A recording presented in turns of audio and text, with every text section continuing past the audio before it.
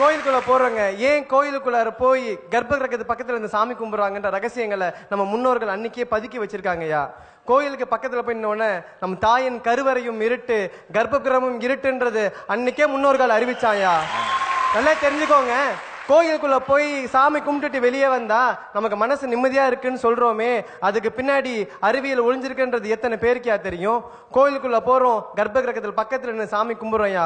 கோயில் சாமிக்கு கீழே என்ன இருக்குன்றது நிறைய பேருக்கு தெரியாது. நான் சொல்றேன் கேட்டுக்குங்க. சாமியை வைக்கிறதுக்கு முன்னாடி நிறைய மந்திரங்களை சொல்லி எந்திரத்தை ஒன்ன வேண்டி அதை அடியில வைப்பாங்கயா. அதுக்கு மேலதான் சாமியவே மேல வைப்பாங்கயா. அந்த கீழே வச்சிருக்காங்களே எந்திரம், அதுல ஒரு சக்தி இருக்கியா. அதுக்கு பேர் சயின்ஸ்ல புரோட்டான் அப்படின்னு சொல்லுவான். அதுக்கு பேர் பாசிட்டிவ் அயான் அப்படின்னு விஷயம் சொல்லுவாயா. அந்த புரோட்டான் எல்லாமே சேர்ந்து அந்த சாமி வந்து ஒரு கண்டக்டரா இருக்கும். அந்த சாமி கிட்ட போய் சேருங்கய்யா. அந்த சாமி வந்து ஒரு சார்ஜ் பேட்டரி மாதிரி. அந்த சாமி ஃபுல் அண்ட் ஃபுல் பவரை வாங்கிட்டு வெளியே விட தெரியாம தடுமாறியா.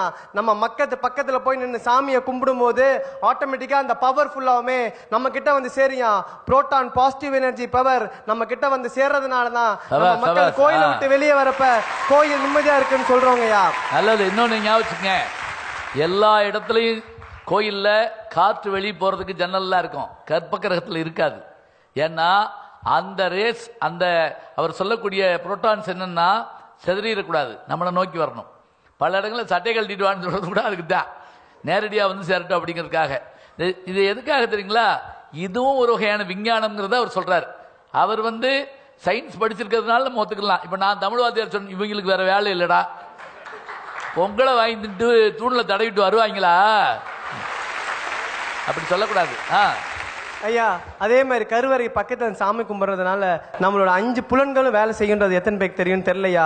5 புலன் என்னன்னு சொல்லிடுறத: பார்ப்பது, நுகர்வது, சுவைப்பது, கேட்பது, தொடுவதுயா. நல்லா யோசிச்சு பாருங்க. சாமி தீபாரதனையை காமிக்கும் போது பாக்குறோம், மணி அடிக்கும் போது கேட்கிறோம், மந்திரங்களை உச்சரிக்கிறோம், அங்க இருக்க வாசனை நுகர்றோம், 10 வந்து தொட்டு கும்பிடுறோம் இல்லைங்களாயா. 5 சென்ஸுமே அந்த இடத்துல ஆக்டிவேட் பண்ணுதுயா. அப்படியே கோயிலை விட்டு கொஞ்சம் வெளியே வாங்கயா. அந்த பக்கம் பாத்தீங்கன்னா அரச மரமோ வேப்ப மரமோ இருக்கும். அங்க நிறைய பெண்கள் கர்ப்பம் தரிக்காம சின்ன சின்ன தொட்டியை கட்டி வச்சுட்டு சுத்திக்கிட்டு இருப்பாங்க. நம்ம முன்னோர்கள் மூட பழக்கமா பண்ணலையா, அங்கேயும் அறிவிலையும் மருத்துவத்தை ஒழிச்சு வச்சிருக்காயா. அங்க மரத்தை சுத்தி வரப்ப நல்லா தெரிஞ்சுக்கோங்க, அரச மரத்திலையும் வேப்ப மரத்திலையும் தான் அடிக்குவேட் ஆக்சிஜன் இருக்குன்னு சொல்லியிருக்கான். சாதாரண ஆக்சிஜன் இருக்குன்னு சொல்லல. வேப்ப மரத்தாலையும் அரச மரத்தாலையும் மட்டும்தான் ஆக்சிஜனை காலையிலையும் கொடுக்க முடியும், நைட்டும் கொடுக்க முடியும். அங்க கர்ப்ப பெண்கள் அந்த மரத்தை சுத்தி வரப்ப ஆக்சிஜன் உள்ள இன்ஹேல் பண்ணாங்கன்னா செல்கள் உயிர்ப்பிக்கும், நோய்கள் விலகும், கர்ப்பம் தரிக்கும் சொன்னதுனாலதான் மரத்தை சுத்தி வர சொல்றாங்கய்யா. அப்படியே நம்ம வீட்டுக்கு வருவோம்யா. அப்படியே வீட்டுக்கு வந்த உடனே நம்மளோட தமிழனோட பண்பாடு கையெடுத்து கும்பிடுறது.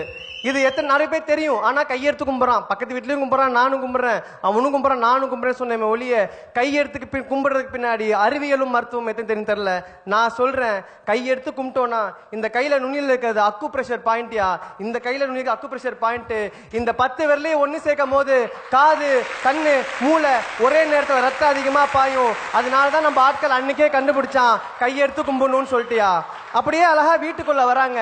வீட்டுக்குள்ள வந்த உடனே நம்ம ஆட்கள் நிறைய சொம்பு தண்ணி கொடுத்து சாப்பாடு வைப்பாங்க, விருந்தோம்பல்னு சொல்லுவோம். நல்லா யோசிச்சு பாருங்க. ஃபாரின்ல போனோம் அப்படின்னா வந்து விருந்தோம்பல் வந்துட்டு நின்றுட்டு சாப்பிடுவாங்க, படுத்துக்கிட்டு சாப்பிடுவாங்க, எப்படி வேணாலும் சாப்பிடுவாங்க. ஆனா நம்ம மக்கள் மட்டும்தான் தரையில் உட்கார்ந்து சம்மணங்கால் போட்டுட்டு சாப்பிடுவாங்க. அதுக்கு பின்னாடி ஒரு மருத்துவ குணம் இருக்குன்னு எத்தனை பேருக்கு தெரியும்? ஒன்னே ஒண்ணு தெரிஞ்சுக்கோங்க, அந்த மருத்துவ ஹிரண்யா அப்படின்ற ஒரு நோய் எத்தனை பேர் கேள்விப்பட்டீங்கன்னு தெரியல. ஹிரண்யா, அது பேர் குடல் இறக்கம் அப்படின்னு சொல்லுவாங்க. நம்ம ஆட்கள் நின்றுட்டு இருக்கப்ப தலையில இருந்து கால் கீழே வரைக்கும் ரத்தம் பாயா. நம்ம எப்ப சப்பனங்கால் போட்டு உட்கார்றோமோ தலையில இருந்து வயிறு வரைக்கும் தான் அதிகமான ரத்தம் பாயும்.